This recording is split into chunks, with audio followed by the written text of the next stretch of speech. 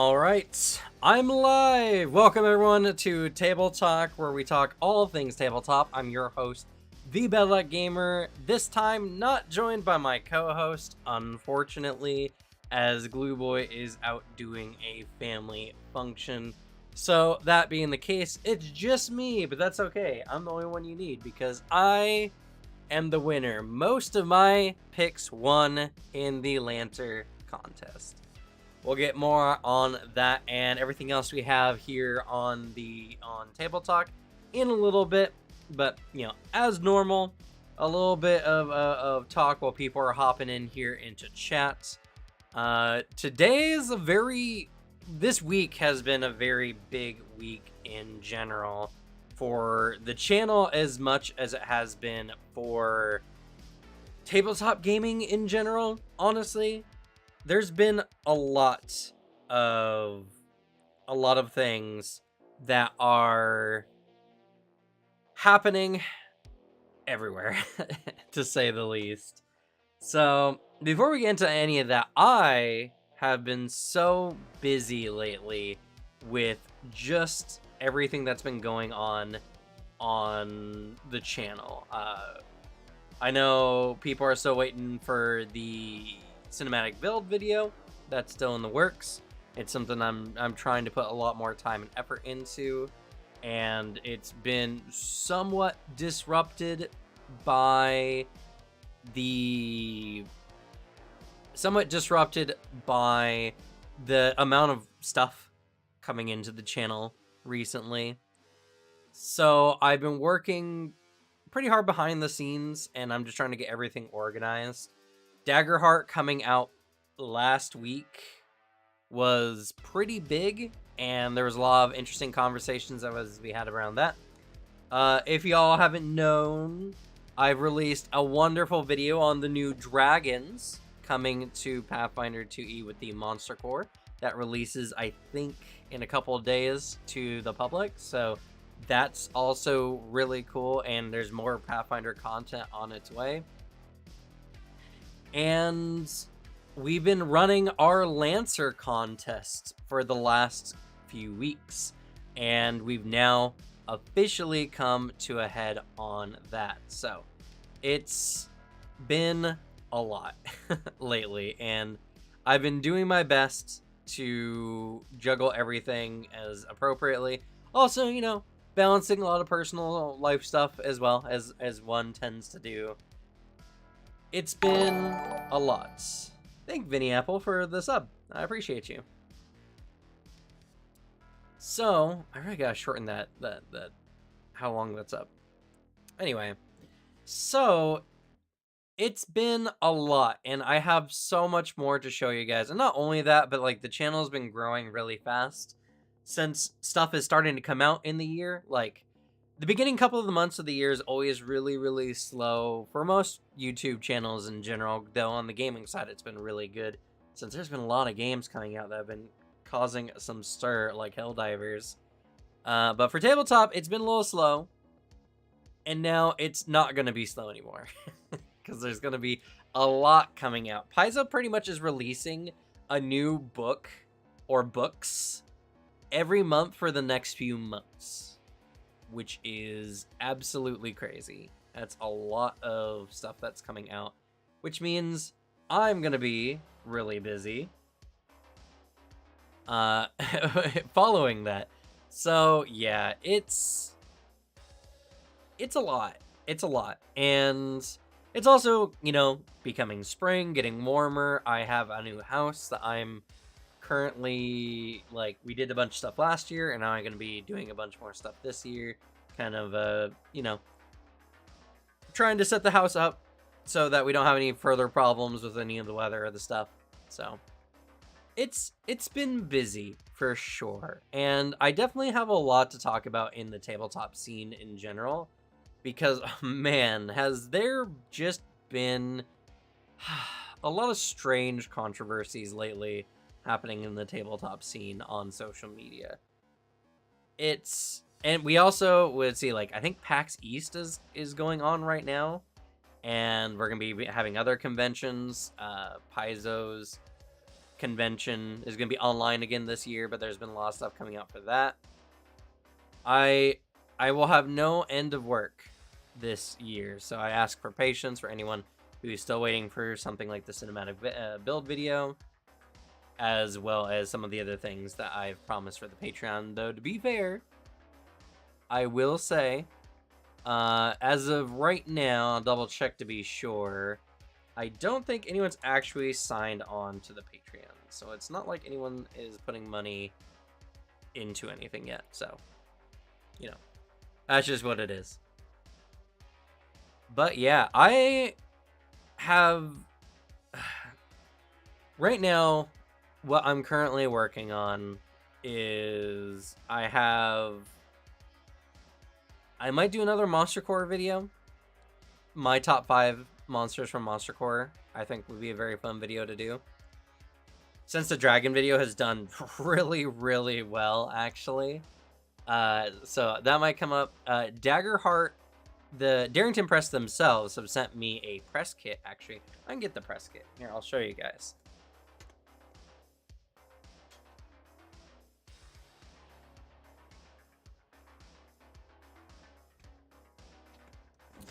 Darrington Press has sent me an actual box, which I'm sure is also kind of a demo for their upcoming stuff. It says work in progress and stuff, but you know, this is something we're probably gonna start seeing in stores.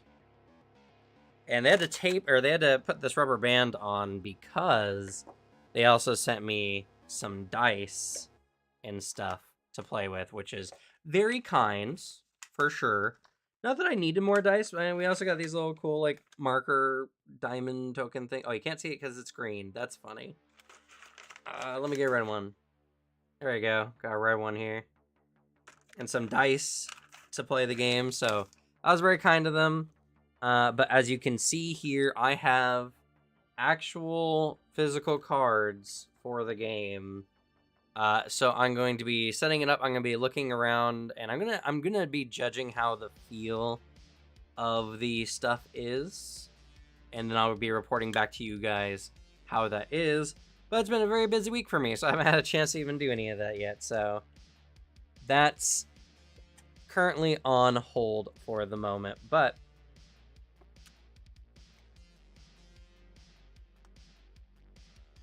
like, come on, you always need more dice. That's true. It's more like they didn't have to send me any dice to play the game because I have plenty. But I won't say no to more dice. Yeah, I do like the idea of building my hand for my character each day or whatever. I do like the loadout idea. I think the loadout idea is very interesting in how it works with the player vault. How players can spend stress to swap a card in a moment's notice. What I think, it does two things. It works twofold.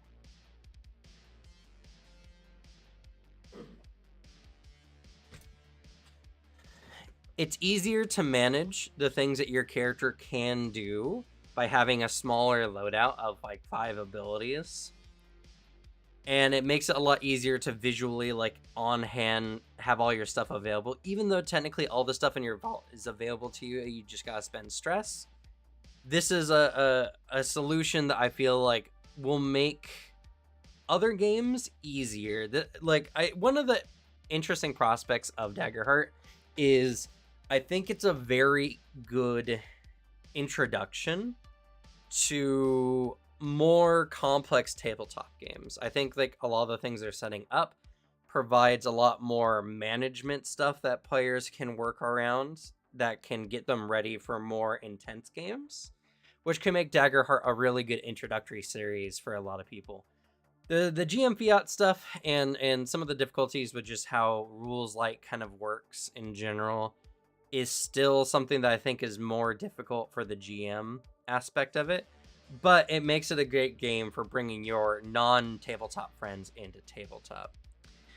Friends of mine will be playing Daggerheart this weekend. I am curious about what their opinion on it will be. I'm very curious. It's as with anything Critical Role does, it seems oddly divisive. It's something that, like, I don't think needs to be so divisive. what they're going for is a mixed genre game, and it feels like no one really has grasped that concept from it yet.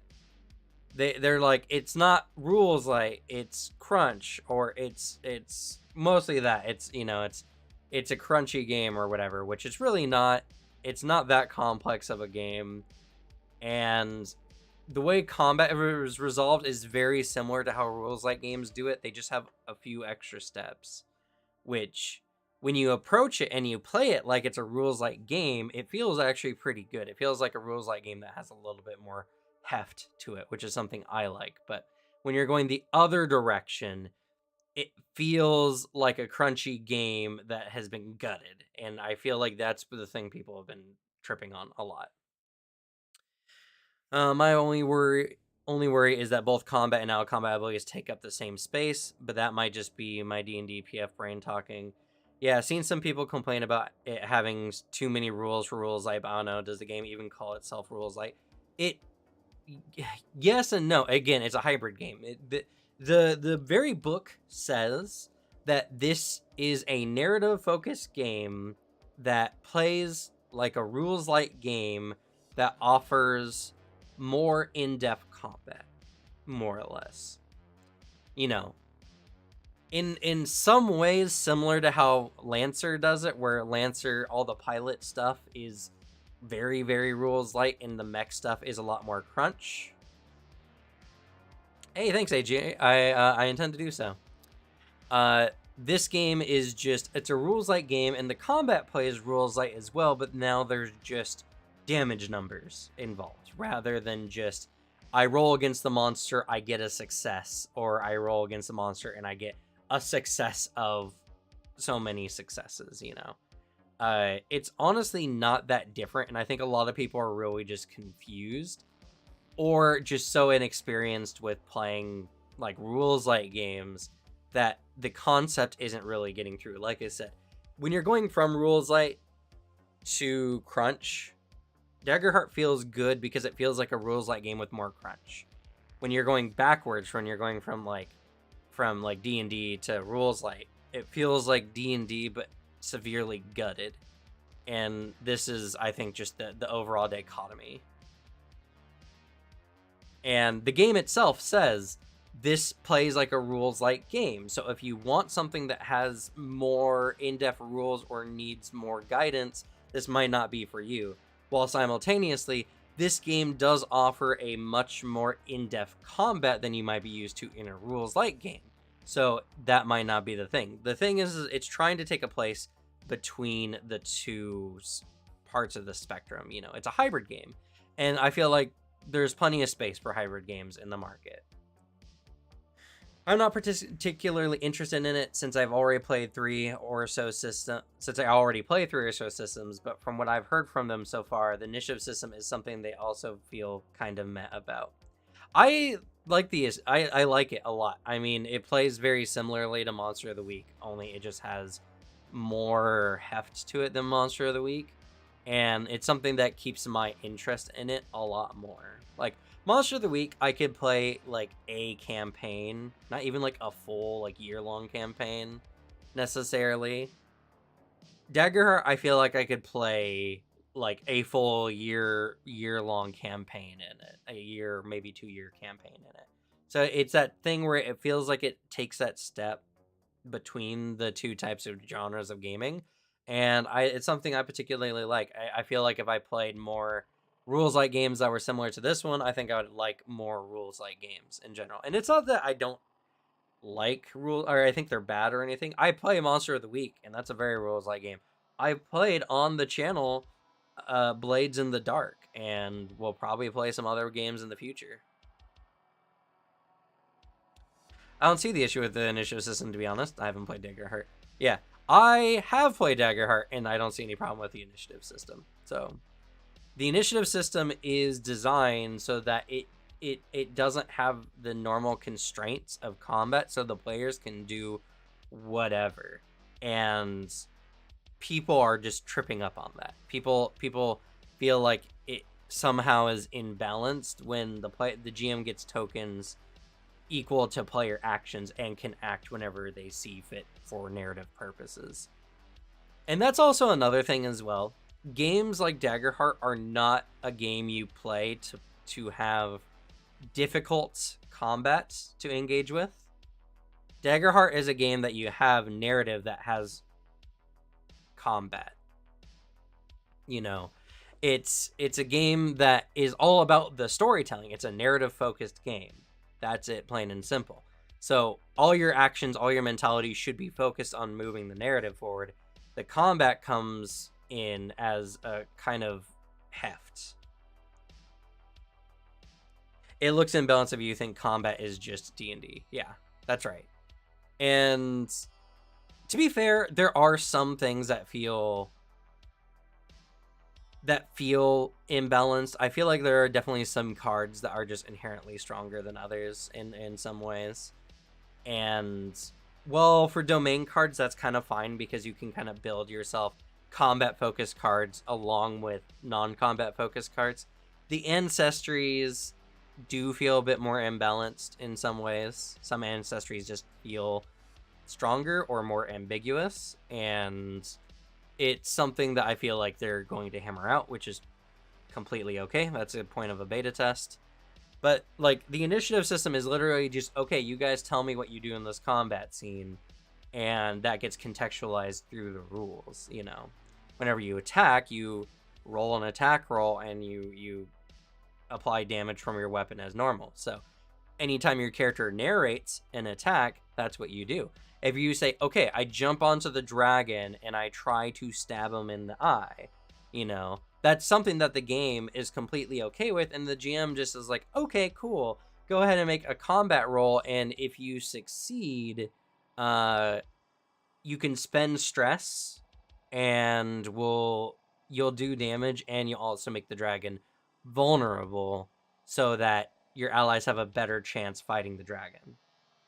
You don't need a skill that tells you how to blind the dragon, and the game already contextualizes how long the dragon essentially is suffering from this vulnerability, because the DM at any time can spend fear to remove the condition, which means that the dragon is stunned, it's blind in one eye, and it's very off balance until the DM deems it necessary for the dragon to kind of like reorientate itself. And then it's no longer blind, but now the dragon has adopted a fighting style that is more accustomed to having only one eye. You know what I mean?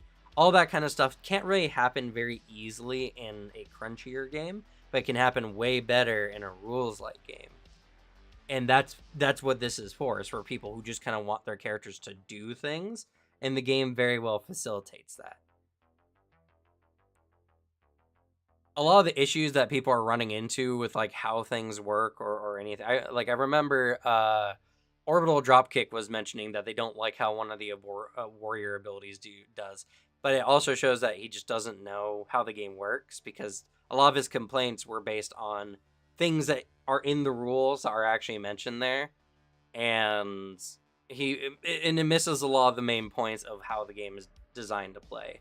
A lot of other people have similar complaints where they just don't jive with the combat because it's not contextualized in a way that they're used to playing combat. You know, it's not just, this is a tactical thing, this is a board game that we need to win. Combat in Daggerheart should serve a narrative purpose. It's not something you're doing necessarily for the fun of the combat, but instead, the combat is to enhance your character's narratives, and your abilities are to flesh out how your characters perform in combat. So narratively speaking, it all makes a lot of sense. In fact, we do have a live play here on the channel. We do have a live play here on the channel, and it takes some time. The hard part is just the who goes first kind of mentality. A lot of my players are very respectful because we've been working at it, and no one wants to step on anyone's toes, so that's always something that kind of comes up. But once the players kind of got into it, it started flowing a lot better, and there was no problem. We had no problem having an open initiative because everyone was like, okay, I want to do a thing, and then they were respectful and waited for someone else to do it. Okay, that does sound pretty nifty, actually. Sounds less crunchy when compared to DSA. When you increase the difficulty of the attack according to the body part you want to target. Yeah, I mean, and there's definitely a variance of things. Deschwarzage, German D&D, basically. Ah, okay, I didn't know that. Daggerheart fake D&D game. I mean, Daggerheart is Daggerheart game, not a fake D&D game. It's just not D&D. It's very D&D skinned, though, for sure, which is something that I've also raised as a complaint. I don't like how similar Daggerheart is to D&D in general, and I wish that it better differentiated itself theme-wise. But obviously, Daggerheart is more meant for people who are enjoyers of Critical Role content, theme-wise, anyway. You can still enjoy the game and not like Critical Role, but theming-wise, character-wise, art-wise, they want it to feel like you're playing a game in the Critical Role kind of way, you know. The Dark Eye for English speakers. Oh, okay, cool. And this is also another thing as well. Daggerheart doesn't need to be a great game to exist or to be fun, you know. Uh, I, I, I've played plenty of games in many genres, not just tabletop. And there's games that are fun and I enjoy and I want to play more. And there are games that are like, that was fun. And then I put it down and I don't touch it again. That doesn't make the experience bad. It just, you know, it was an experience and that's completely fine. If Daggerheart is something that suits your table, then that's really great. If Daggerheart was fun to try once and you put it down, it's great. It doesn't matter. As Sven here earlier said, the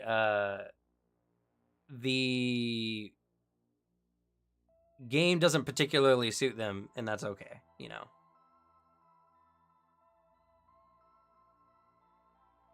I mean, yeah, no one in the industry seriously thinks that their game can overtake D&D unless they're kind of deluding themselves.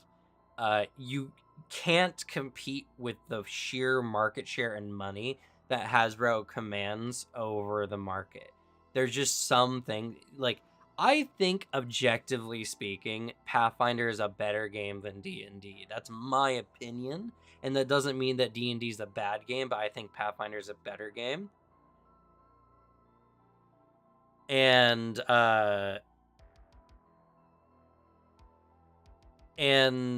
that doesn't mean that Pathfinder is going to start showing up more on people's on like, even if Pathfinder was like purely and objectively the better game, that doesn't mean it would start showing up in stores more often. Hasbro has the market share and it's just a lot more available.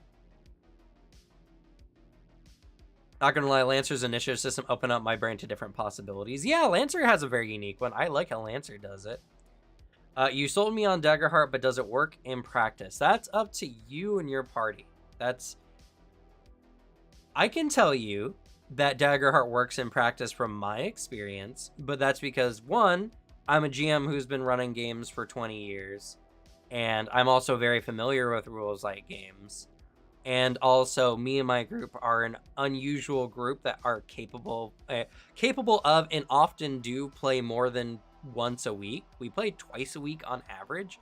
I'm in like 3 games a week, I'm pretty sure. So we're definitely not the standard group of players. So for us, it definitely works. For your group, there's a lot of GM fiat, so your GM needs to be able to improv rules and also just not get hung up on the specifics. In a game like Daggerheart, if you are trying to sneak into a lord's mansion, you don't need to be like, okay, sneak up to the window and climb the window and get into the mansion. You just need to be like, okay, make an agility check. You're in the mansion. You don't need to make all these extra steps because that's just extra guff.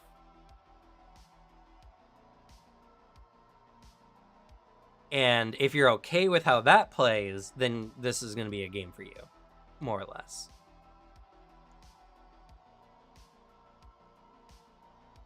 The fact that I can just say D&D and a good portion of the world would know what I'm talking about is just unbeatable. It's like how everyone knows Goku. Yeah, exactly.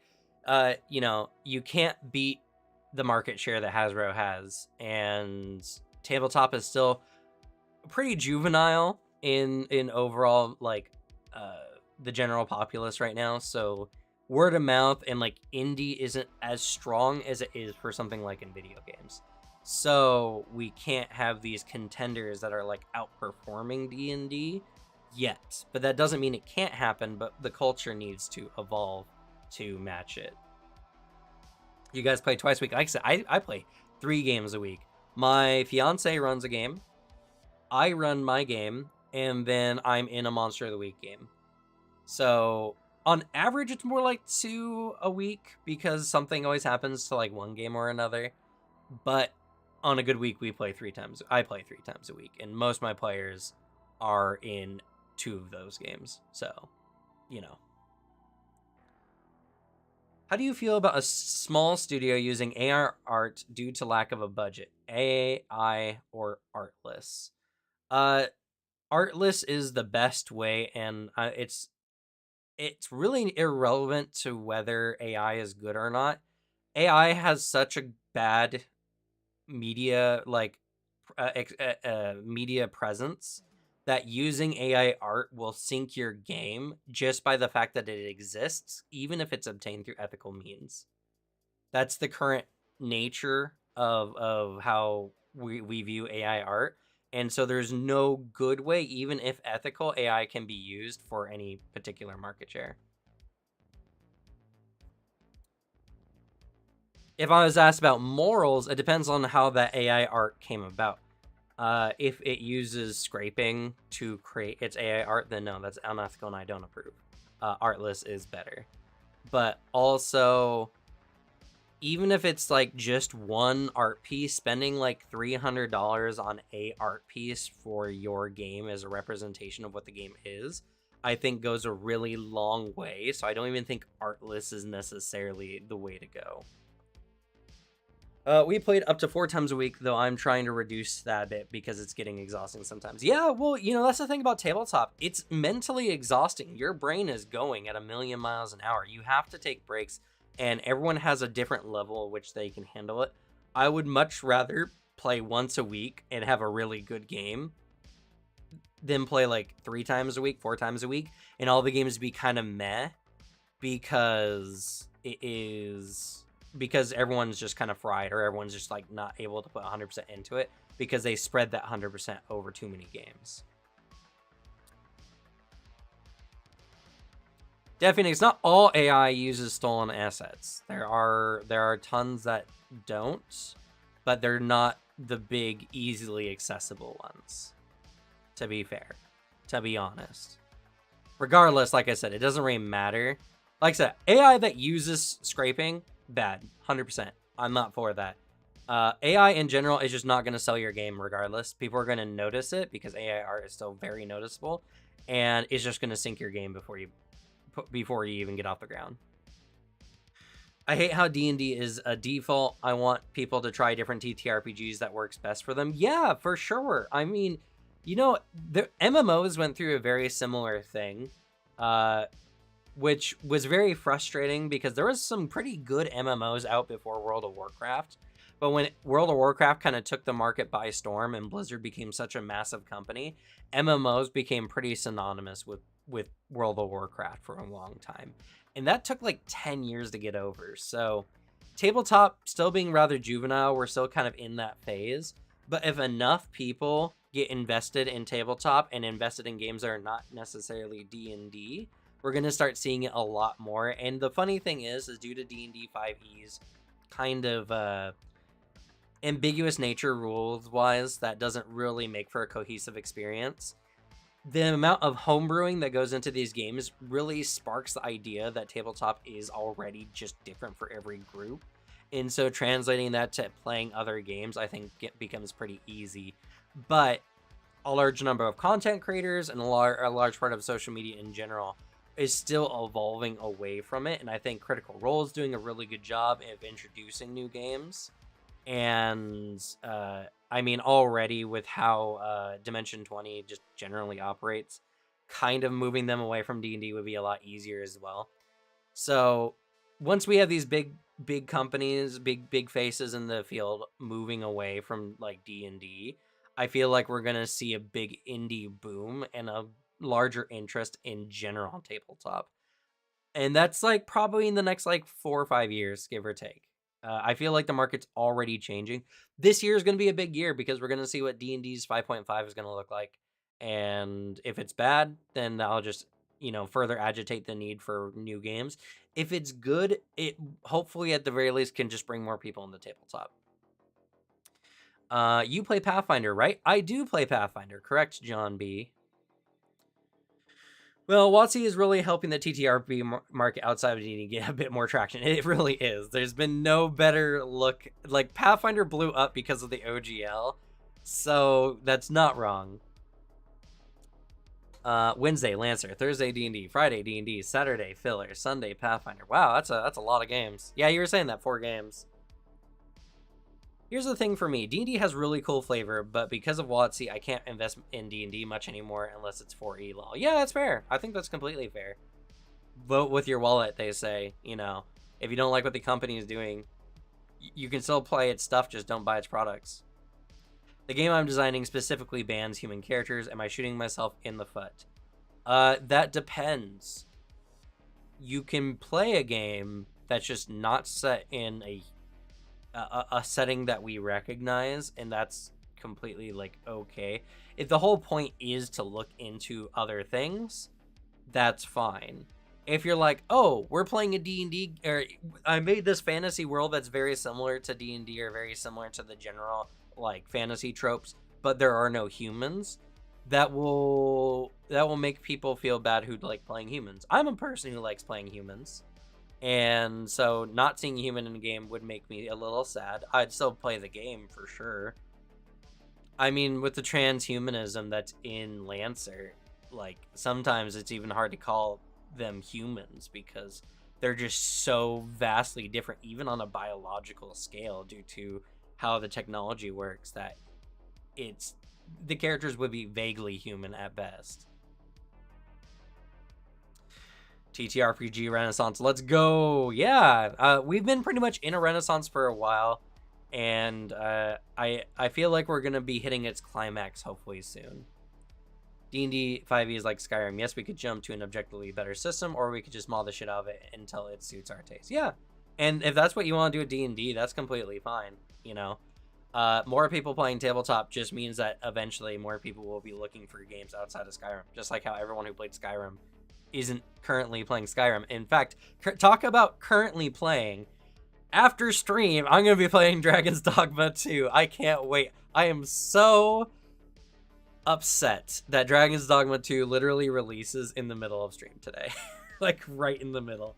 But that's okay. That gives me plenty of time to download the game and unpack it and all that kind of stuff. So, I won't hopefully be missing out on too much time.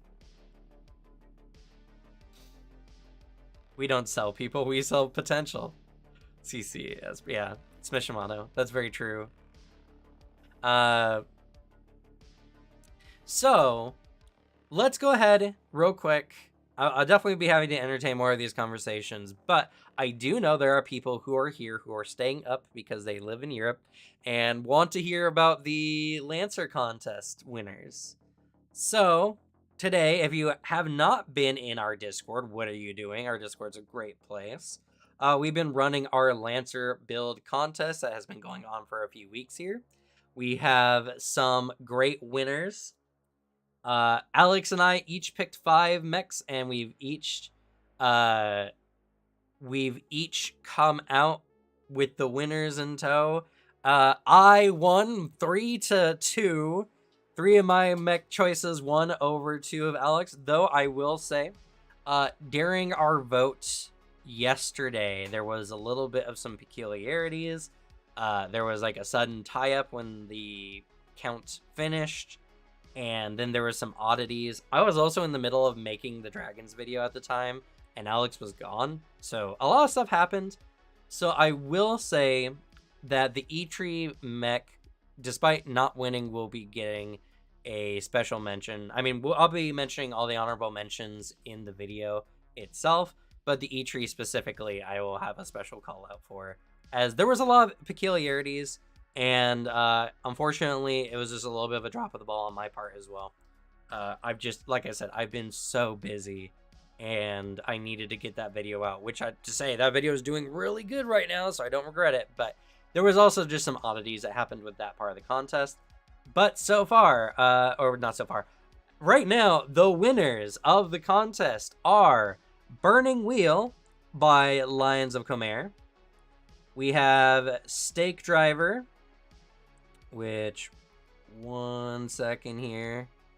Not my choice, so I did not remember who made this one. Stake Driver. By Sven. Then we have The Smell of Napalm, which was, again, not my mech, so I did not remember who did it. Smell of Napalm by Ghost in the Machine.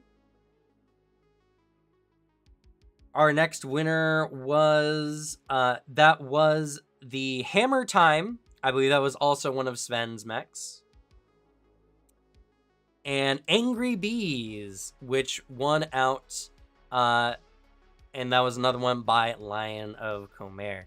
So these 5 builds will be featured with everything involved in them will be shown in the coming build video that will premiere next Thursday.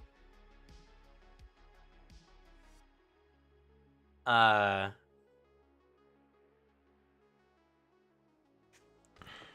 was very cool. I am very surprised at what happened. In fact, the reason why I kind of worked on the video was because I was like, I'm pretty sure E3 is going to win. E3 was a very good mech. Yeah, Ghost in the Machine. I'm glad you put your vote in. It was a very good contest overall. I think we had a lot of fun. Like I said, only one of the votes were kind of like a little iffy because a lot of stuff happened at that time. And unfortunately, the nature of the contest, it's just hard. And again, I was very, very busy at the time. So I'm glad, at the very least, that I was able to make a compromise, and E3 will get a special mention in the video, especially outside of the honorable mentions, as there was some back and forth there. But congratulations to all the winners here who put in your mechs for the contest. We'll probably be doing another community event some point in the near future. I really enjoyed this. I think it was a lot of fun. And yeah, all your guys, your art for your minis and any parts of your lore, everything you pretty much submitted will be put into the video that I'll be producing next week, and it'll be premiering right before we go live, so that we can I don't know if we'll watch it together. Maybe we'll watch it together. Or maybe I'll just have it on the channel. I don't know if it's necessarily like watchable on stream necessarily, especially since I could just talk about it, but you know, regardless, this was a lot of fun. There are some really cool things in the build. I learned some interesting build strats for Lancer. Eventually in my Lancer stuff I will start doing builds, so this helped out a lot. And it shows that there's a lot of potential for community stuff in our community. So I really want to have more community events, and as we do so, we'll start seeing some more stuff. So again, congratulations to all the winners. Also me, the winner who chose the most winners. Thank you very much. You're welcome. And too bad Alex is not here, so I could rub it in his face more. I have to do it through Discord. But yeah, that was a lot of fun. I very much enjoyed the contest, and we'll be looking to do it so soon. I'm happy my half-baked Roadrunner made it well. Yeah, I mean, the Meep did really, really well. Angry Bees, I think, just won a little bit because it's funnier. Hey, Judge, thanks for following on Twitch. Hey there, your stream looks cool.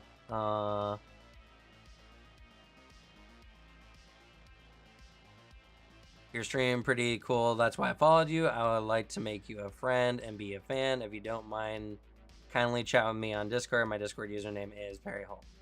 I don't normally just start like making friends with people I randomly see in my chats. I appreciate your fandom for sure, but I tend to manage my inner circles pretty closely. Feel free to participate in the community though, and who knows in the future.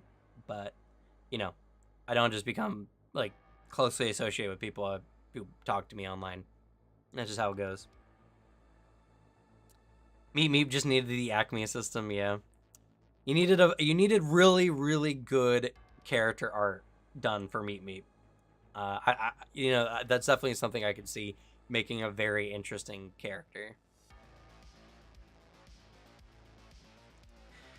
But yeah, so that's it for the contest. I would like to see more stuff done, and maybe we can work it out so that there's some less peculiarities. But again, with any community-based thing, there's always some chance that things can go awry. So, also, man, it's very stressful being the contest runner when so many of the mechs were neck and neck for a lot of those fights. Like, many of the mechs only won due to like one vote, which is pretty crazy, which shows that we had a lot of very good interest in many of the mechs, and a lot of them were very evenly matched. It's just one of those situations where it's just like I don't want to have to arbitrate. I would like for this just to be clear so that there's no problems. And for the most part that was the case, but there was some very close ones. So after that, that'll be coming out next Thursday, as I said before. I know I've said that many times, but just in case anyone wasn't listening. And yeah, also, man, how about those dragons in Monster Core? If you haven't seen the video yet, I recommend going out to go check that video. That the dragons they've added in Pathfinder 2e are pretty crazy. The Conspirator Dragon especially. A dragon, imagine a dragon that rather than using magic to disguise itself as a humanoid or to shrink itself or whatever, it conjures up a small little flesh suit and then squeezes into said flesh suit. Whole ass dragon into little flesh suit. That's a Conspirator Dragon. And it's horrifying. It's a really cool dragon, though. All the dragons were really, really cool. Conspirator Dragon just stuck out because it is just such a weirdo. It was such a little scrungly weirdo. I absolutely love it. The dragons are very, very cool. And lots of the new monsters, I think, are pretty cool as well. They've done some very interesting things. I think divorcing from D&D concepts has gone a long way for Paizo. And honestly, it's one of those things that, like, time and time again, we're seeing that Paizo is succeeding by differentiating from Wizards of the Coast, or from D&D more specifically, more and more. And this is something that I hope games take going forward. Dragons in Monster Core 2 make me wonder about the draconic options in Player Core 2, though, not gonna lie. That's exactly why Kobold and Sorcerer is gonna be and Barbarian are all going to be in Player Core 2, and they weren't in Player Core 1.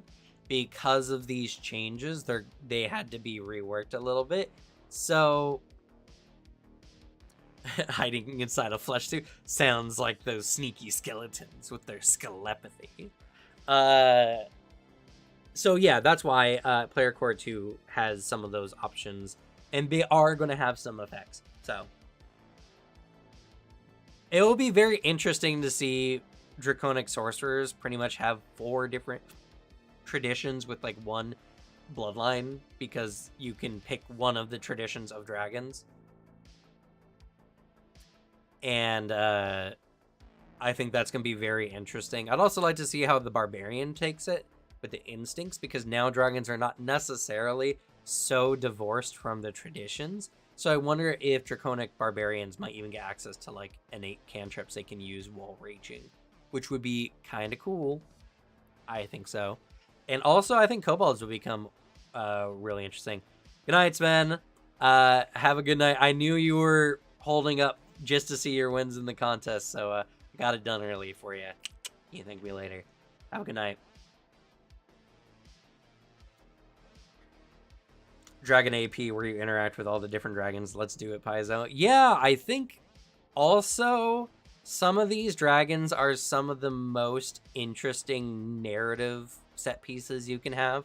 The Omen Dragon specifically is very much a narrative set piece. It's not really a dragon about fighting the dragon, more as it's more about how you interact with the dragon that allows you to see potential futures. So, Conspirator Dragon also, though much more combat savvy, would make for some very interesting storylines, in my opinion. Dragon Bars with innate cantrips would make the best instinct ever. Better, even better IMO. Yeah, I mean, I think that would be cool. Just get even if it's just a cantrip or something, I think would be interesting. Using your barbarian class DC rather than the spell DC, I think would be really, really cool. Open up some options. Would they be optimal? No, but they'd be cool, and that's all that matters.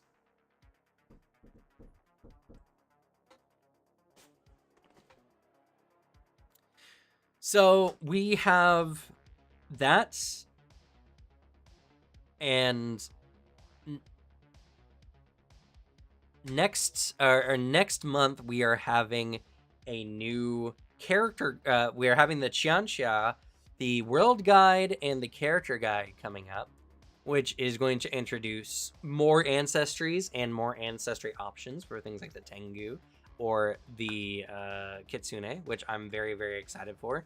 And as well, new archetypes. I know one of them is a magical girl, which is really, really cool. So I can't wait for that. I'm going to be doing all the archetype videos on those videos because those are kind of my thing, in addition to a lot of the other stuff coming out. And in addition to that, the Qianxia stuff is really, really cool. And I really liked the Moangi Expanse. Yeah, the flying sword or something Magus subclass, which I think is really cool. So there's a lot coming out even just next month. And then the month after we have Howl of the Wild, or sorry, Howl of the Wild, which is going to introduce new ancestries. We're going to now have large ancestries for people who like playing big chunky boys and girls, or thems, and big chunky people. There we go. As well as some new archetypes, including one that involves bees, which, bees have somehow become a thing on the channel. You can make a party out of the dragons. You know what? Honestly, you could. Each of the dragons could be very interesting, like, character archetypes. I think would be a very interesting route. I mean, Battle Zoo already has done something like that. So if you just take some of the stuff from Battle Zoo and apply it to these new dragons, yeah, for sure, could definitely be a thing. Which I think would be really, really awesome. Also, if you weren't aware, we are going to be meeting James Case sometime in the near future. He's agreed to be on the channel. We're getting a date set up for him to come and chat with us on a TableTalk, so that's going to be really, really cool. And I'm also planning on talking with some other people from Paizo as well. Actually, recently, I saw that Orbital Dropkick, who's the artist of Kill 6 Billion Demons and one of the main creators of Lancer, showed up on a podcast recently for tabletop stuff. So maybe get a chance to talk to him at some point in the near future to talk about Lancer stuff, and that would be really, really cool. I also want to talk to Jason Bullman at some point, and Luis Loza, who's doing the God's Reign Prophecy stuff. So we're gonna have a lot of so we're gonna be doing a lot of things when it comes to talking to various developers of mostly Paizo stuff. But if I can get some other developers in as well, I would like to do so. Try to do so like once a week, give or take. And we'll definitely see what's going on there.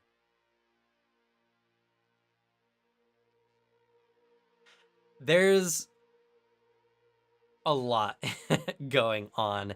And, you know, the channel's been growing really fast lately, honestly. We've been getting a lot of people hopping in, checking the channel out with some of the new videos out. We've had some bigger content creators make some comments on some of my recent videos. So that's also a thing. And it's a really crazy time, if I'm going to be honest.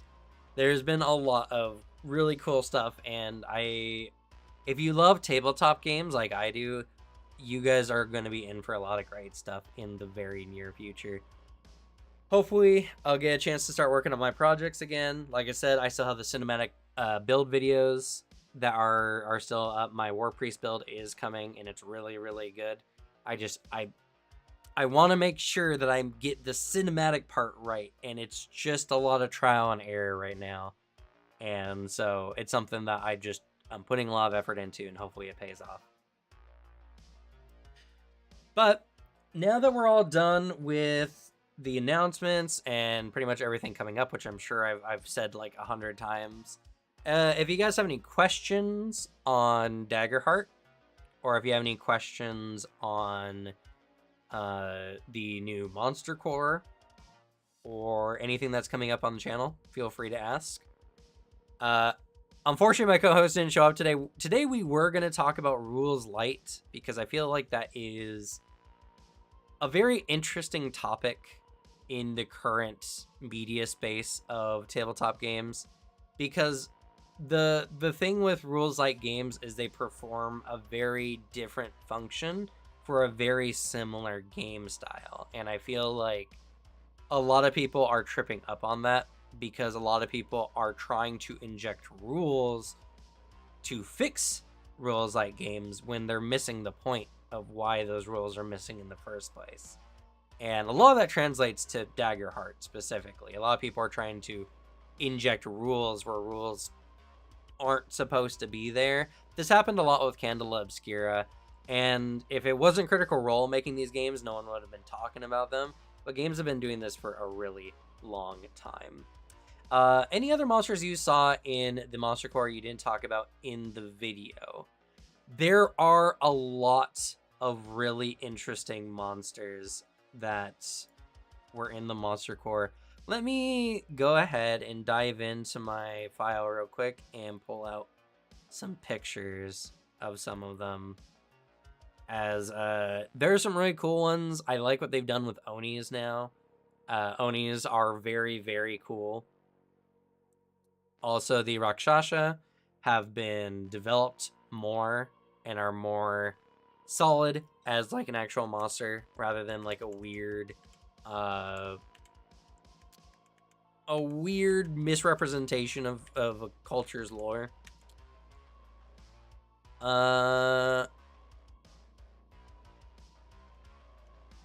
They also added some really cool art. I don't remember if this monster... Let me double check real quick if this monster is in the game currently. No, okay. So this is one of my favorite ones. I'm going to toss this into Monster Core Monsters file.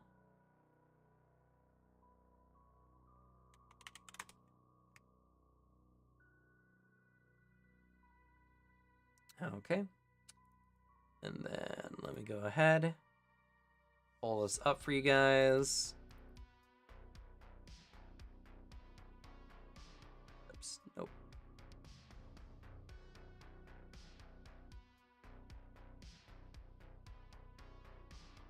Oh, that's not what I wanted.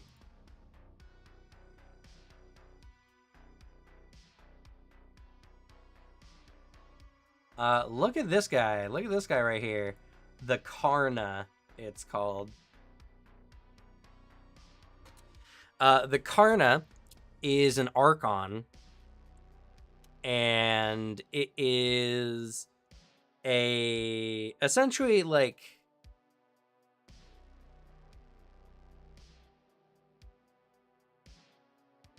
they don't work for like Aristil specifically, but they're kind of like hunter archons that hunts wild evils on the outer spheres. It's a very cool monster. It's got really great tracking ability. It can locate to a location of one of its targets. Uh, it's a very cool one. This is what a celestial hunter looks like, and I think that's very, very cool. I think this is a very fun monster that they've put into the book, and they've updated a lot of art, and they've added a whole bunch of new things into the game that I think are going to be really interesting. There's also some rule changes that were introduced. Like, now monsters no longer automatically grab you, but need to instead make an athletics check to grab you. They still don't suffer from multi-attack penalty when they do so, though. But now grab attacks or trip attacks or knockdowns are no longer guaranteed as long as the monster have actions. Rather, they need to make a check, which I think is more fair.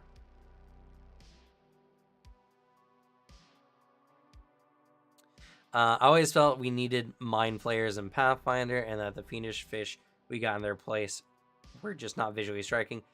Do we get anything cool like mind flayers? I mean, that's very subjective. I can look to see if they've added some new abominations that are in that line. Quick W key, need a cut of Bugs Bunny. Okay. It also feels like Critical Role gets a lot of attention because of their high profile, thus attracting some weird simulationist only grognards. Yeah, I mean, you know, it's funny. Indestructible, after his scathing review of Candela Obscura, came out and was like, hey guys, let's not get super on Daggerheart. And I found that very, very ironic, very almost vindicative of my experience with him. But at the very least, I'm glad that he's now advocating for games rather than tearing them down. So, good for him, honestly. The Archon art makes me want to make a Nephilim Divine Sorcerer hot. True. Honestly, like a Divine Sorcerer based on like the blood of an Archon. That's a really cool idea.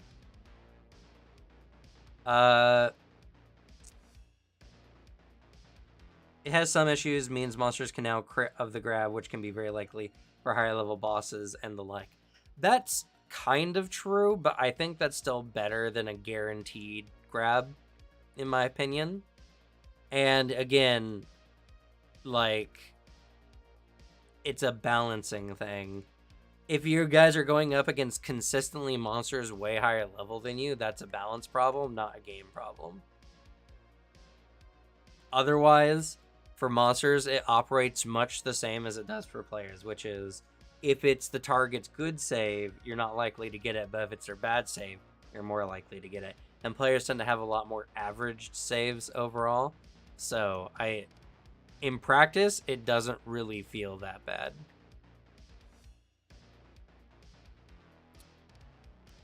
I am also still currently looking for Mind Flayers. Ooh, they've added more worms as well, which I'm actually super hyped for.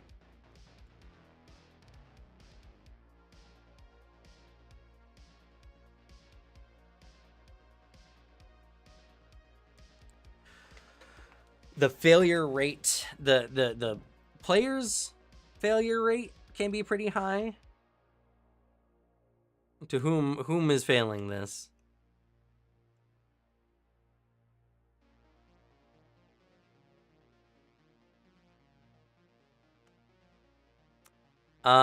I don't think, at the very least, we're gonna get any actual Mind Flayers. That's a pretty D&D thing. Though, we are getting some interesting demons. There's the Venadaemon, which is a really cool one. Let me go ahead and grab this art.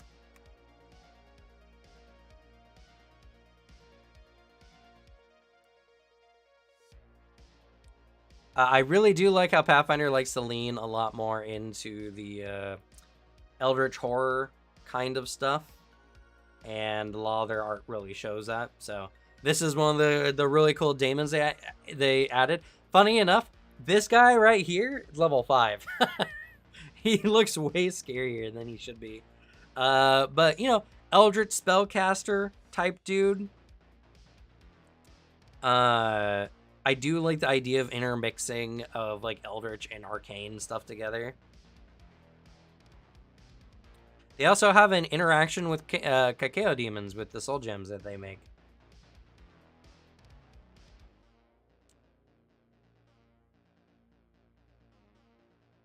This guy's a really cool guy. I really like him. I think he's got some really fun effects.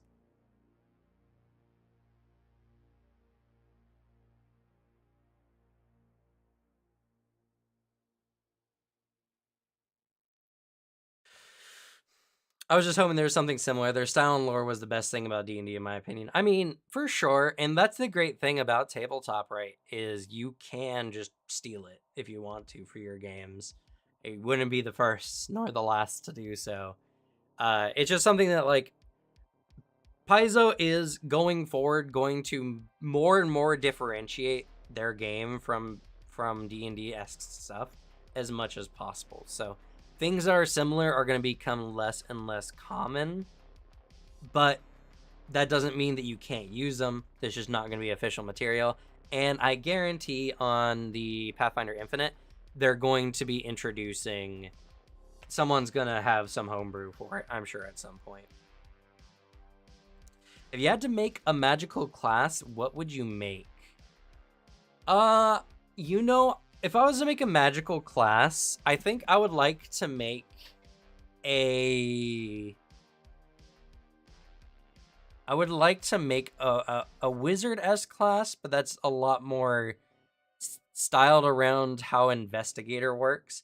I want to make a class with a magic character that uses more ingenuitive uses of magic rather than just direct like attack or offensive magic or whatever, to do a variety of things like a magic investigator. And in fact, I've played a little bit of magic investigator and it's really, really fun, but I feel like it could be tooled more to be like, okay, you're a person who can make like anything, you know, like you might have a spell for every little situation, where the class is less about like spell casting and more about like more miscellaneous use for spells that they can then do to, then you could do like out of combat stuff or in combat stuff. Like, where is the I conjure a magical anvil over their head magic caster? You know what I mean?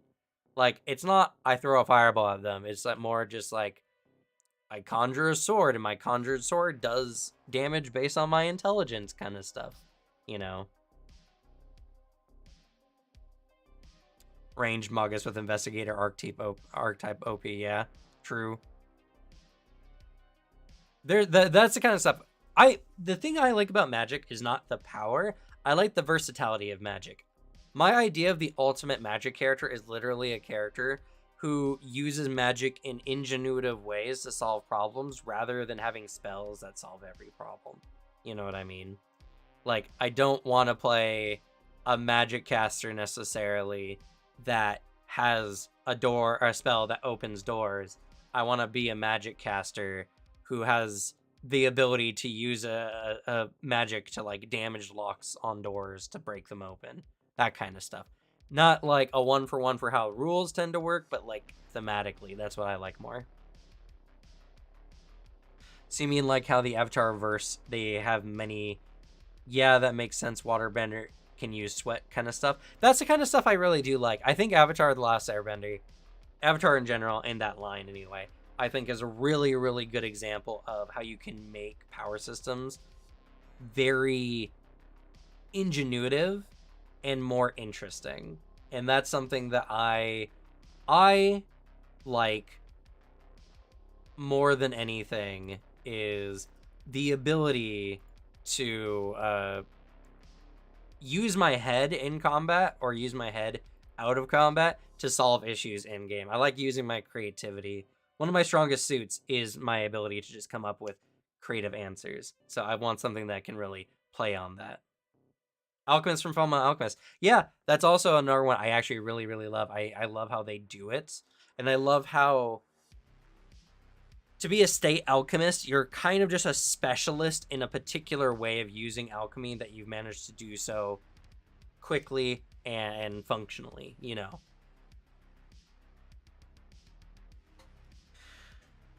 Does the investigator break games? It seems I enter the room and I roll a 20. Now tell me everything spilled. No, that's not how they work. They have a variety of features that allow them to find clues more easily, and that's the thing is GMs hold their secrets a little too tight to their chest. When you have an investigator and their character is designed to find secrets, you reward that by offering them secrets to find. And you don't hide your secrets from them because the whole point of their character is to find your secrets. So you gotta turn how you look at the game differently when you have a investigator in your party. It works just as fine, and it gives them the power fantasy of being the ace detective, which is, you know, it works well enough for Batman, so I don't know why it can't work in tabletop.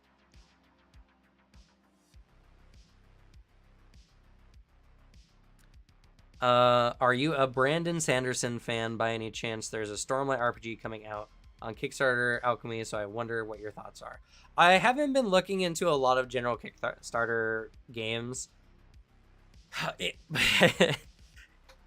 like it doesn't appear so outside of it doesn't appear so from like a viewer perspective, but it takes a lot of my time on the weekly basis to cover like even 2 games as much as I do. Like covering Pathfinder and Lancer content regularly is difficult, and I'm also looking into other big games that are coming out like from Critical Role, because I do think that Darrington Press has a huge market potential that can be tapped into, so it behoove me to focus on stuff like that rather than stuff like that in the future when I might get an editor and I can take more time to do things. For sure, I love to look into more Kickstarters, and I feel like Kickstarters are also going to be a thing that's going to be more and more prevalent as time goes forward, as I feel like the indie tabletop scene is right around the corner. Whether right around the corner is 5 years from now or not, I don't know. But I do feel like indie tabletop is going to hit it big pretty soon, and I feel like these shakeups from Paizo, Darrington Press, and even Massive Press's Lancer, I think are all really big indicators that that shift is coming quickly, as all these games have done pretty well to garner some public attention.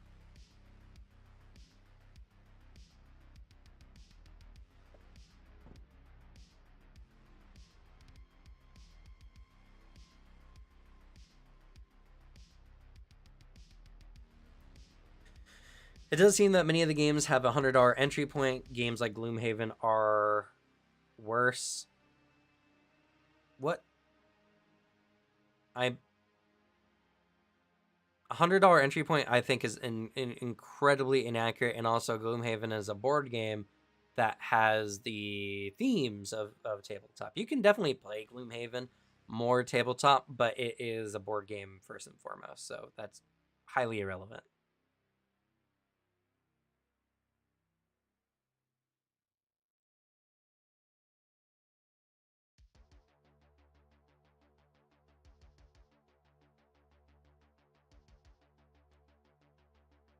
You know, honestly, I am very happy that Daggerheart and Candle Obscure were both kind of more on the Rules Light end of the spectrum, because I do feel like Rules Light as a concept, especially with what they're doing with Daggerheart, is creating levels of innovation that is overall good for tabletop as a whole.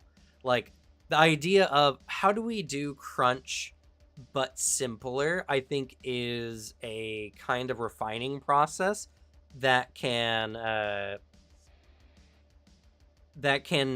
make or synthesize some very interesting new components in tabletop, which is something that I think overall uh I think overall is going to make some very interesting new games.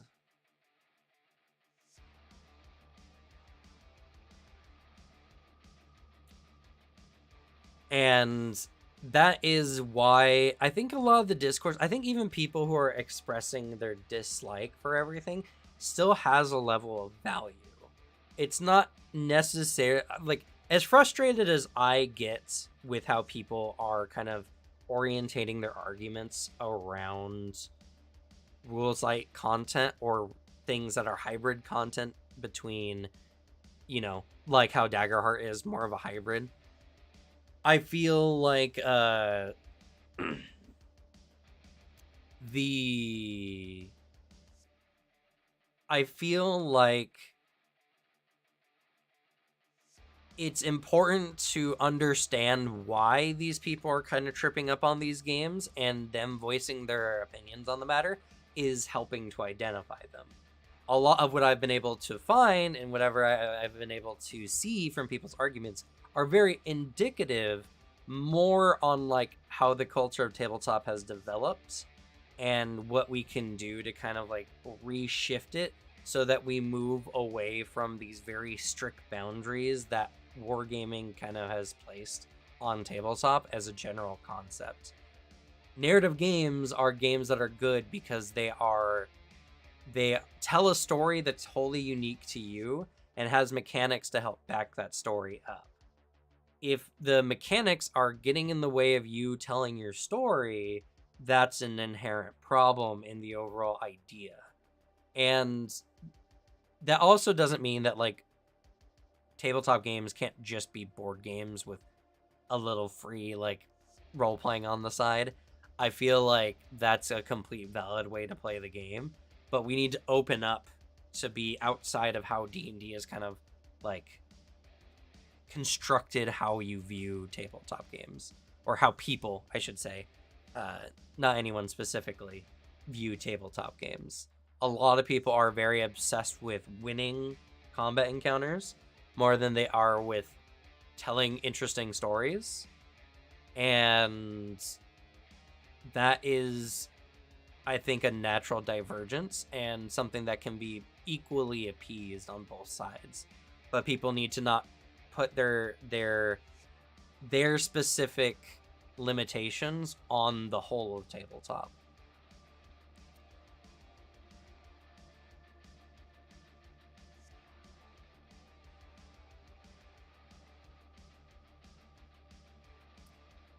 And that's something that I've been seeing from a lot of very popular people. And it's something that I feel like, again, it also is just inherent. It's something I talked to my friends about many times. Many people in tabletop, the grand majority of people in tabletop nowadays have been playing for less than a decade. And thus their viewpoint is completely set on everything that was precedented already at the time. And not only that, but also a lot of people just don't play tabletop that much. A lot of people can barely manage to get a group together once a month, let alone trying to get a group together, more frequently. I'm lucky in a way. I'm also just someone who just cultivated a friend group around tabletop, and I also introduced most of my friends to tabletop, so a lot of them play similarly to how I do because I taught them how to play. So and I've played a lot of games, and I've shared with my friends a lot of different games. So we have, even though I have friends who have been playing for not nearly that long, their perspective is a lot more open just because we play a lot and we have a lot of experience doing a lot of things, where I feel like a grand majority of people nowadays don't. And we're no longer in the age of vet players, where vet players were the majority, of tabletop players. We're now in an age where the majority of players are casual, like once a month, or I played a couple times players. And even for the people who have been playing more consistently, have only been doing so for, 7 years or whatever. So that being the case, there's just going to be a wide difference of views and a lot of aspects that kind of occur outside of what people are more used to or what their understanding of tabletop is are going to be innately more controversial to said people. So I feel like once we kind of break beyond that, once we kind of introduce more and more people to more and more styles of game, then we're going to start seeing a stronger emphasis on categories of tabletop games, because right now, even in this one stream alone, we don't have a really good lexicon for different types of tabletop games. Where like rules light or crunchy. What is crunchy? What is more crunchy or less crunchy? Like, if games are equal crunch, does that make them play similarly? I wouldn't say so personally. So like, I feel like we're still in an era where we're still developing we're fleshing out how tabletop is culturally. And once we get those genres in, then they can revert to their tribalism, but they can stick to their genres rather than applying it to tabletop as a whole. Because tabletop, I mean, there's literally a game that uses Jenga Tower as a primary element of the tabletop role-playing narrative experience, which is very unique. But I would say doesn't make it similar to other games at all, and you're playing very different types of games. The one core element being it's a narrative experience that has mechanics on top of it.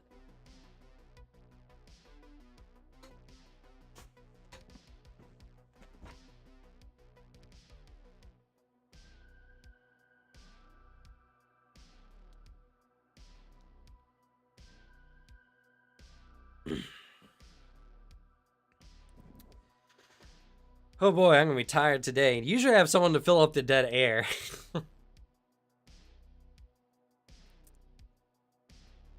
Alexa screwed me again.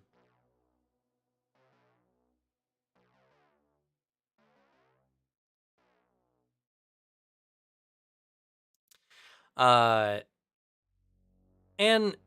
I think like a lot of these conversations are really healthy to have, and I feel like, again, especially with the stuff that comes around like Daggerheart or Candela Obscura, when you get people who are very unaccustomed to how a game works, you get new insights to how those games can interact with people. And this can create more opportunities to create new systems, rules, games, whatever, that can help kind of bridge the gap to open up new avenues for people and for players. So I feel like while a lot of it feels really messy right now, that is just an inherent growth process, and we're gonna get through it. There's a lot of controversies going on right now, especially like there was the controversy of having differently abled characters in tabletop, characters who use like wheelchairs or have any other kind of methods of getting around people who suffer from particular handicaps.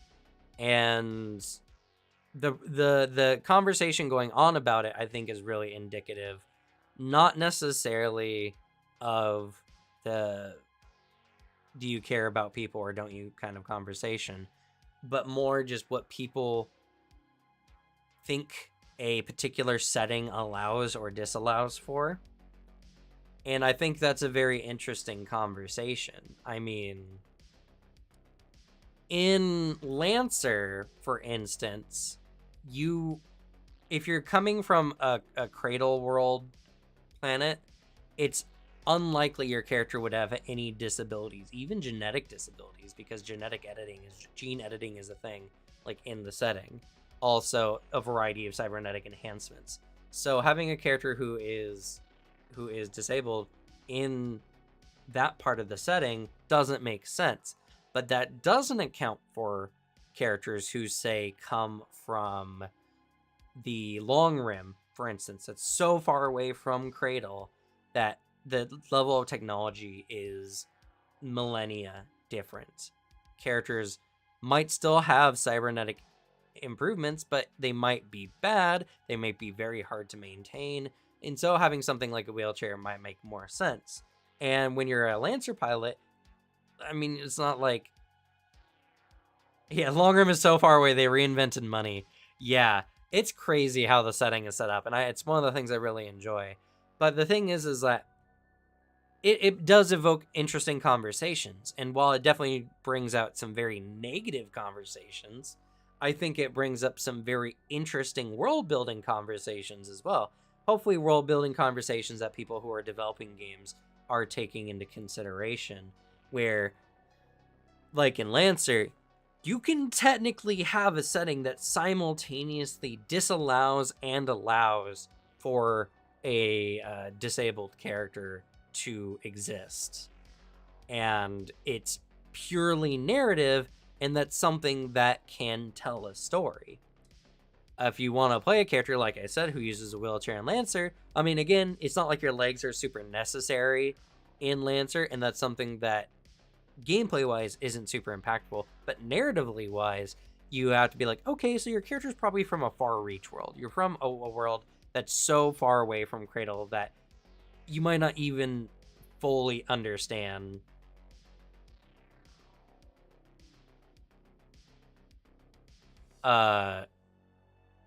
like what Union even is. And that's interesting. That's narratively fascinating, and it doesn't take away from the game whatsoever. And also, I do find a lot of conversations are really tone deaf and very much like from people who don't play tabletop. The sheer number of people who I've seen who think paralysis can be cured by drinking a health potion is really absurd, because D&D hasn't had that capability for quite a while. And in fact, in D&D setting, getting any kind of magic that can heal you from like a disability, the loss of a limb, or anything, is so expensive. Your average person, even your average adventurer, might struggle to get it. But in addition to that, there's still no like genetic answers other than like the wish spell, which, you know, in a properly set up setting, only like a small group of individuals in the world can make use of at any time, and by doing so are risking losing that unlimited power. So there's a lot of people who are making very bad faith arguments, who are arguing from a perspective that not even the games they're trying to like defend support. And so that's when you have to start asking questions like, why does it bother these people? And I think that is a very interesting conversation as well. It's not a good one, I'll say. I think it's a conversation that ends with people can't imagine wanting to have any kind of handicap, and they feel like it's completely nonsensical to do. And that in itself is then it's just a question of like people. In Pathfinder 1, a 5th level spell can heal a ton of stuff. Good luck finding and affording a level 9 cleric with your family's 2 silver pieces a day, though. Yeah, well, and I mean, but see, that's another really fascinating part, is when you're an adventurer, eventually you'll become adventure rich. So you might be eventually able to get a spell that might be able to heal you. I think that moment, that opportunity is a very interesting question to have and to engage with in character.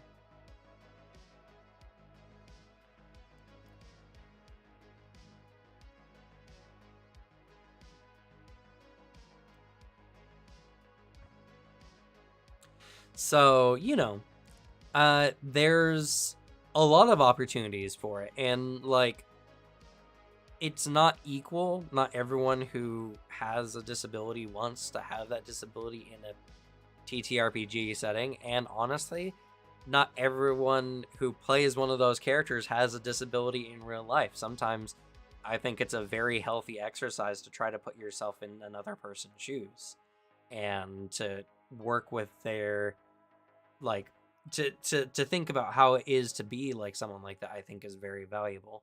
So it's something that a lot of these conversations on both sides, admittedly, are, I think, missing a lot of the points of the conversation.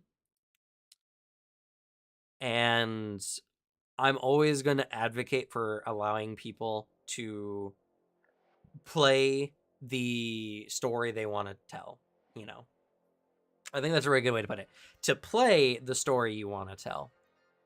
Because I feel like that is a very big part of tabletop in general. And the more we can work towards like making that a thing, to opening our viewpoints and to allowing for that kind of stuff into our media, the more we can learn to emphasize or emphasize uh em-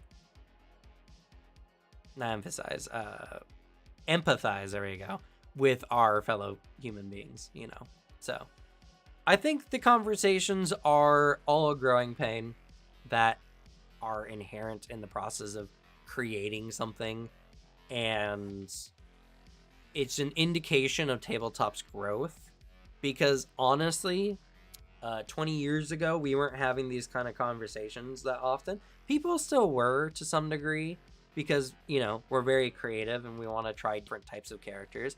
One of my favorite characters of all time was Missing an Arm in Deadlands. I love games that have disadvantage systems personally. I think that's something that's very fun. I love playing characters who have to overcome hardships, and I hope that's something that we start seeing come back in gaming, is characters having disadvantages that they have to work through, not to gamify the issues people go through, but to instead create opportunities to walk a mile in someone else's shoes. You know what I mean? So we're just, like I said, tabletop's pretty juvenile as we speak. And I feel like a lot of the conversations we have are just the growing pains of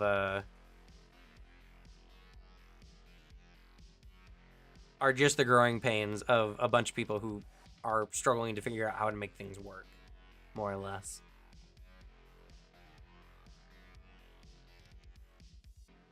But I'm definitely willing to entertain anyone's thoughts and opinions on the matter.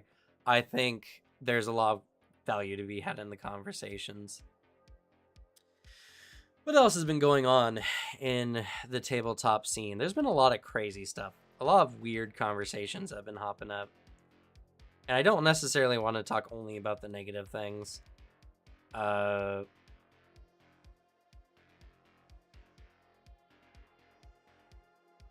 definitely think that there are a lot of really cool tabletops in the work right now.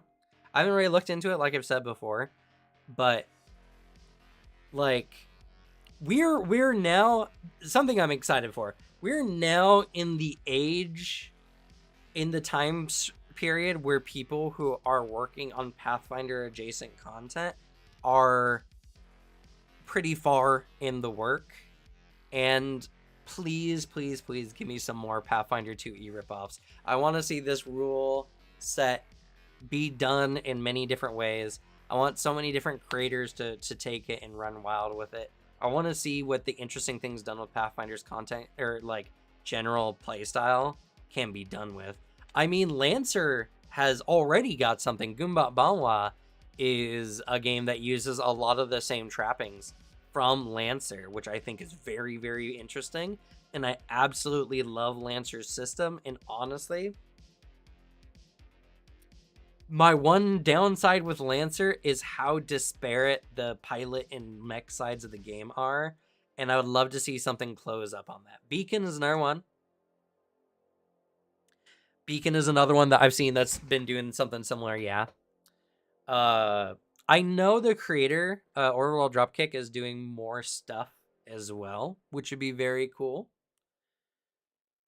I feel like it's just like every time we get one of these really good game systems that come out, Lancer feels really, really good. I mean, it has a tactics game coming out really soon, which I think is also. Lancer Tactics is a game I will play on the channel and I will show off on the channel. I'm very excited for it.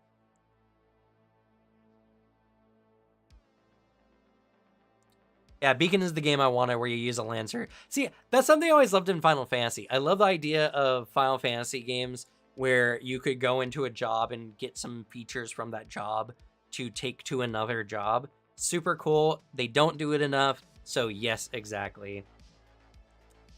Speaking of Pathfinder 2 inspired games, DC-20 borrows a lot and also going to be covered in the Orc license. That's cool. I haven't heard of DC-20, but I think that's cool.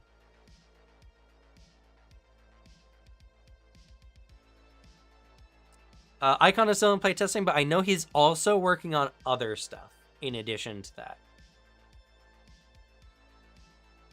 And then just change up the job when you want to switch up. Yeah, totally. Like, the one thing I think is really a bad hang-on from older tabletop games is the singular class, like, focus of the game.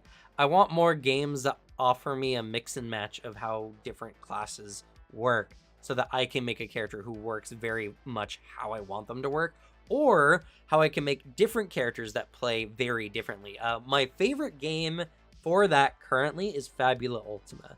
I think Fabula Ultima is a very, very cool game, and I want to see it go even further. I want to cover it more on the channel because I think what it's doing is exactly what I want in tabletop, and I'd love to see more of it. But just, you know, in a crunchier game, Fabula Ultima feels really good, but I feel like it leans a little too hard into some of the more rules-like elements of the game, and I'd like to see just a little bit more crunch kind of put into it. Yes, Goblins with Giant Asses. That is another game that was made by Orbital Dropkick. It's really great. Got a lot of people's eyes on it for no particular reasons.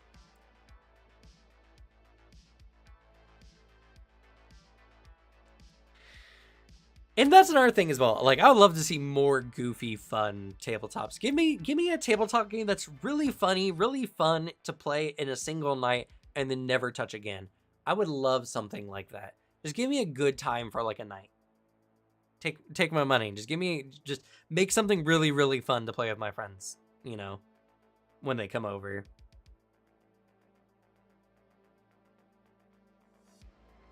I think the problem is you tried to make the ability to change classes in D&D or Pathfinder. I would tell you to fuck off. That's too much work. The license system put it as just the right level of detail.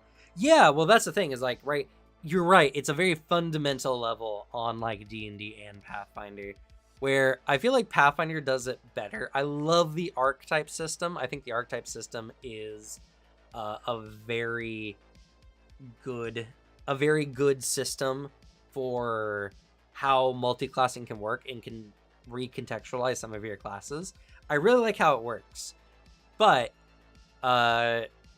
if you wanted to take actual class features, maybe not feats but features, then the game doesn't quite do it. And there's some things that, you know, would be really cool if you could add it to your build, and balancing that would be a nightmare. So I totally get it. It's a very fundamental thing. I don't like how D&D does it because D&D is so rigid.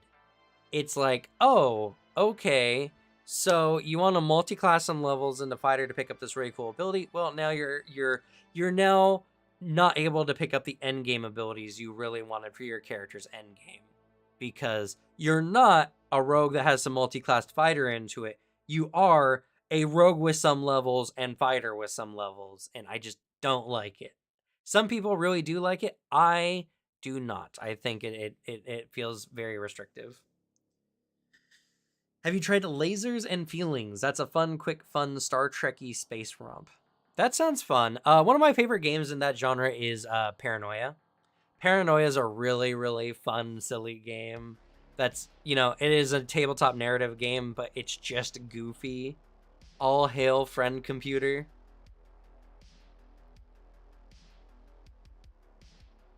Pathfinder 2e borrows its multi-classing system somewhat from 4th edition D&D. Similarly, yes, but the problem with how D&D 4th edition did it was there was an over-homogenization of classes that made it where some controller classes played exactly the same with different aesthetic flares. And being able to pick up features from like a guardian class or whatever on like your controller or leader class didn't blend really well, or at least it didn't feel like it because of how the power system works, where you have your per battle powers and your per day powers. uh it didn't feel like it blended into your turns. Rather, you had turns where you have alternate choices you can make, and that's the overall issue with it. I feel like Pathfinder has definitely changed that a lot more dramatically, because it's more Pathfinder is more expansive than 4th edition is, and thus a lot of the mixing feels like it fits into more particular niches than kind of how it did. Not that D&D 4e. I played actually a little bit D&D 4e. Funny enough, it was one of the few games I played publicly a little bit. I was playing Plague Spell one. Character who could use some like Plague Spell abilities. I don't remember. That was a really long time ago. I was over a decade ago now, which is crazy. Very interesting, but I don't know. It just didn't click with me at all. So, and to be fair, my experience was not super the most expansive, but that's my impressions of it at the very least. I might be just speaking from a place of ignorance. I only played it like a handful of times, like 5 times. A lot of people who played for 4th edition feel that way. I do think that there was just a lot of. It might have just been that 4th edition was just plagued by being a D&D game rather than its own unique game. And I feel like if it wasn't D&D specifically, it probably would have done a lot better, honestly. But because it was D&D, I think it just was such a huge shift from 3.0 and 3.5 that it shook a lot more people off than it brought on, which is very unfortunate. Not that it didn't sell well. A lot of people keep thinking that 1st edition Pathfinder sold better than D&D 4e. It didn't, and the same reason is the same reason why no one can outsell D&D now. It was in every store. People kept picking it up. Even though not a lot of people were talking about it, that doesn't mean it wasn't selling copies.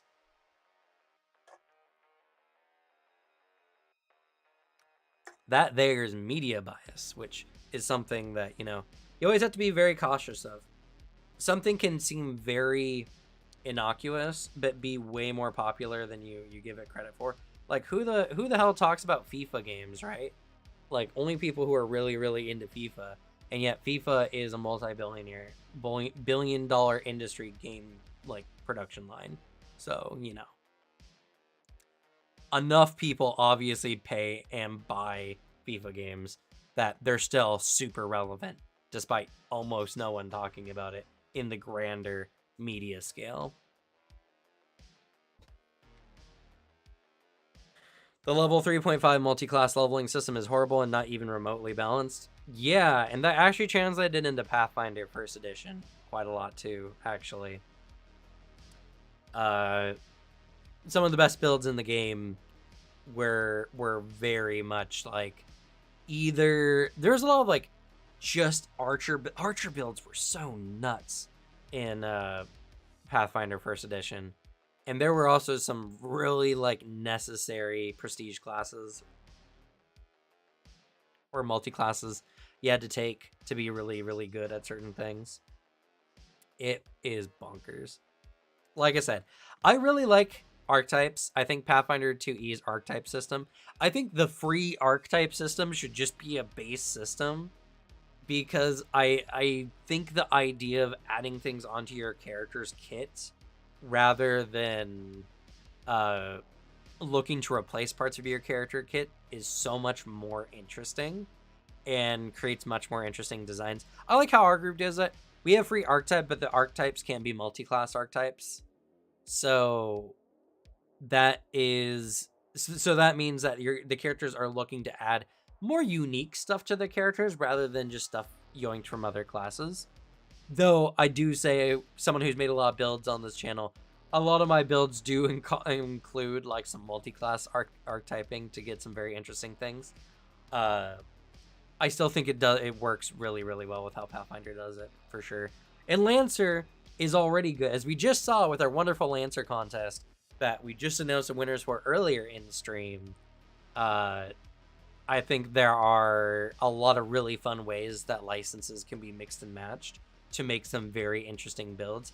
I really like an idea I've been having for a lightning-based Genghis build, because funny enough, I think there's a really good lightning-based Genghis you can make that just pure elemental swap Genghis is really, really cool.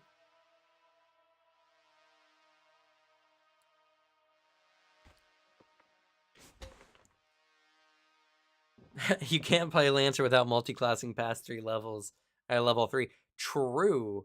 That's also why I like Fabula Ultima. Fabula Ultima is also, you can't play Fabula Ultima without multi-classing at level 5, which is the level what you start at.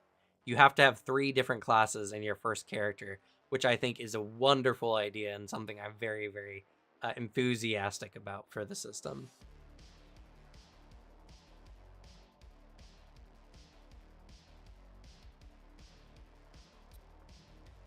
You know, something I think would be really cool? I hope one day someone just completely rips D&D 4E, but just doesn't do it in a D&D way. Just pretty much takes a lot of the stuff that was in D&D 4E and just makes their own game with it. I would be so curious to see how well that would work nowadays, honestly. I think it would do actually a lot better than a lot of people would expect.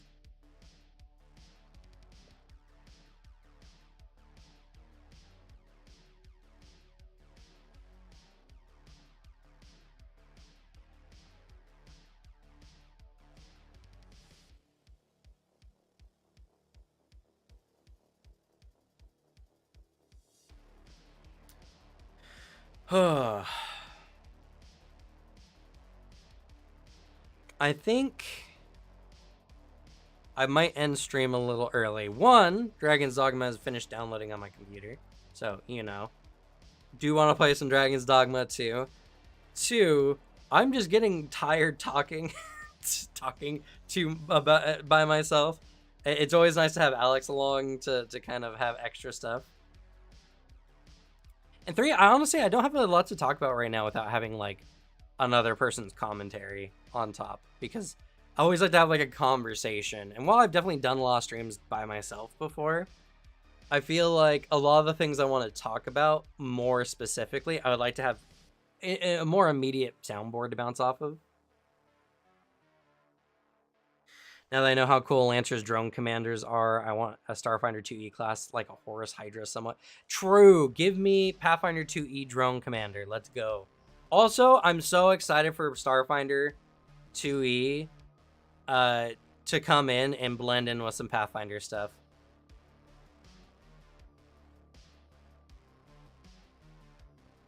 Well, the thing is, though, is like, I think you can just have drones be contextualized as a different kind of ability.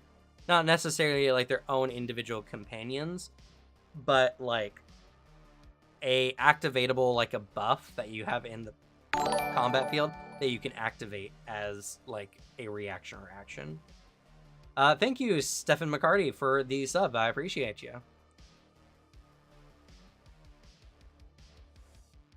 Also, my Wi-Fi kind of crapped out and I would have commented more. That's fine. Like I said, I think we got a lot of really fun table talks coming in the near future. So having some that are a little bit on the lower energy side or end a little early. I don't think is a bad thing necessarily. Lancer drones are movable passive effects though. Yeah. So, you know, just kind of like spell buffs. I wish Pathfinder had something closer to the Envoy from Starfinder. I really like the idea of a non-caster support. Yeah. I agree. I think that there are definitely ways to play that in Pathfinder, but I feel like it's a harder system to do it without necessarily having magic on top of it. For supporting like abilities too. So yeah, I can totally agree. There's a reason why Envoy is like a lot of people's favorite class. I really like Envoy myself personally. So I can definitely see, and there are some ways you can do that with like the oh, what's that one archetype where you have a shooting buddy? It's meant for like co-oping with a gun. I don't remember. My Thaumaturge is kind of that, but it feels more like a square peg in a round hole. I get that. I really like my Thaumaturge. I'm playing my Archivist build that you can find here on the channel. A little mixed up. I've thrown in the Eldori Duelist, and it's kind of like swashbucklery Thaumaturge-y, a little bit in feel. And I absolutely love the ability to be able to use any spell scroll as a Thaumaturge. I think that's such a cool ability, and it makes Thaumaturge really interesting. That mixed with Cursed Effigy, which you can pick up at level 8, allowing you to take a sample of someone and makes your spells more powerful against them, I think is super cool. And having the ability to just do that with any scroll or magic item you use against them is a very unique thing for the Thaumaturge. Also, I love Sniping Duo. That's what it is. I love I was gonna say Pact of the Tome. The D&D brain came back from the depths of my soul. I like the tome implements for the free recall knowledges every round. That also feels very supporty without magic. I also like the amount of sheer non-magical healing that you can get access to in the game, because I feel like it brings a lot of value to more classes having it there. Being a 5e convert, I still find myself wanting an arcane force field, a la Abjuring Wizard's Force Ward. Yeah, I do like shields. I wish there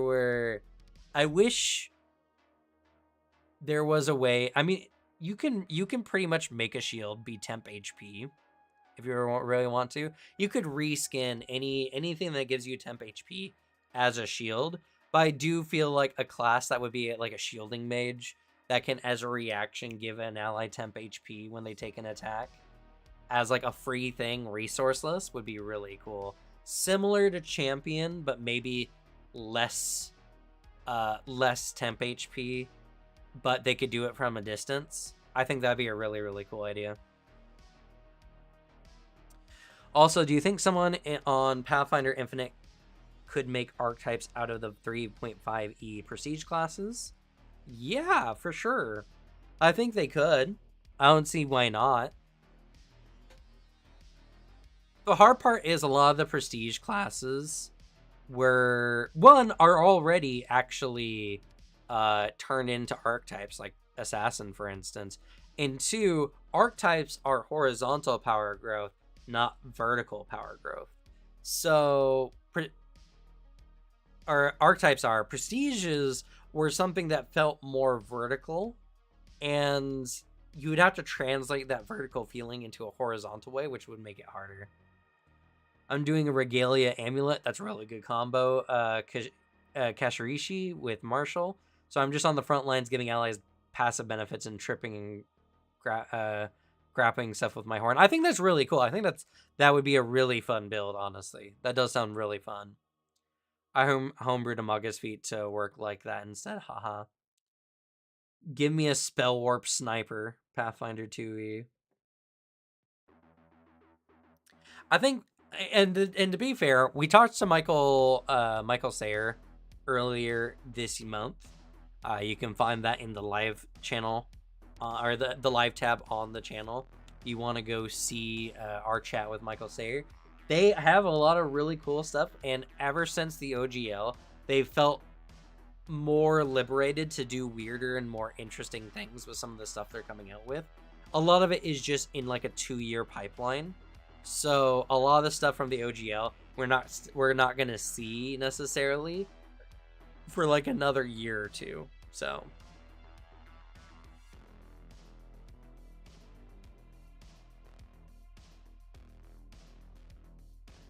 there is the Spell Shot class archetype.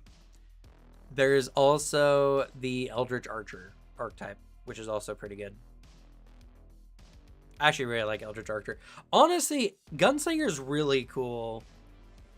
Gunslinger's ability to just make ammo on the fly, it's really awesome. Something that I think is not talked about enough, honestly.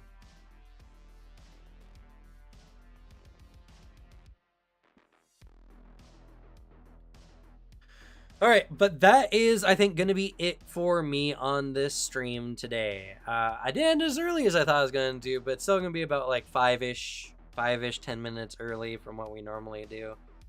We will be having a chat next week, I believe. Yes. And then sometime in April, we'll be having a guest appearance. And we're going to have a lot of great things coming on the channel.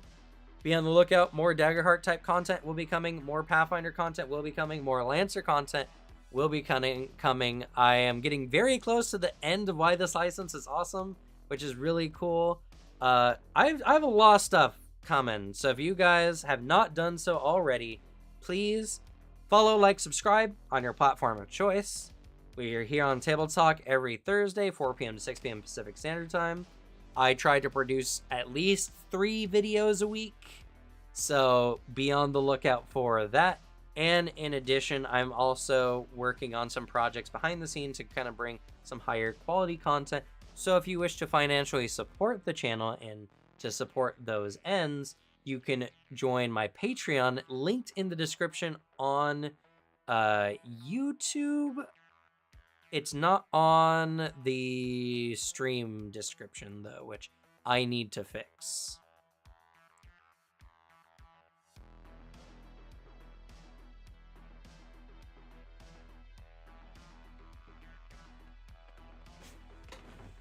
But if you want to support the channel, you can do so through Patreon or also becoming a channel member.